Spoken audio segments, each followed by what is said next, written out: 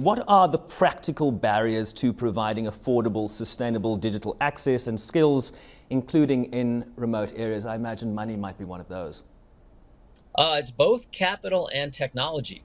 I think and the timing happens to be perfect right now. If you think about what it would have been like to light up all of these schools 20 years ago, it would have been extraordinarily expensive because you would have had to run fiber optic lines to different neighborhoods. You'd then have to connect the last mile, put all these terminals in place. And with the technology changes that are in front of us right now, all you need is a solar panel and a little bit of a wireless connection.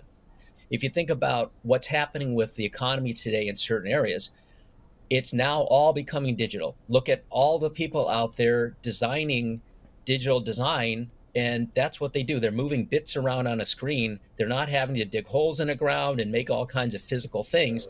So I think it's a new world that we're entering right now, and now is the time to make this happen. So you're saying that prohibitive costs are coming down, and yet we have this figure that half the world isn't connected. So what sort of trajectory do you see, given the fact that costs are coming down, and yet there's still a chasm that needs to be filled? Yeah, there is a chasm, but I think it's really about getting the technology to a point where it is reasonable to deploy. I mean, if whatever the cost that we're looking at now, if we had tried 15 to 20 years ago, it would have been 1,000 times that cost. And if it's billions, thousands of billions is quite a lot of capital. Now it's still a large amount, but you can do it also in very granular chunks. Part of building companies is setting up little nodes. You test them, make sure they work. And if one works, then you build out 3. If those 4 work, then you build out another 20.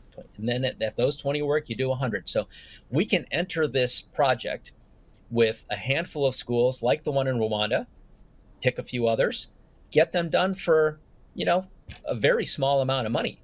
Prototype, test, build out the digital fabric, allow the kids to have digital wallets so they're not just connected to the broadband connection, but connected economically and connected through content in education. And once you get a couple of those nodes working, then it's really easy to just replicate and scale. I'll tell you.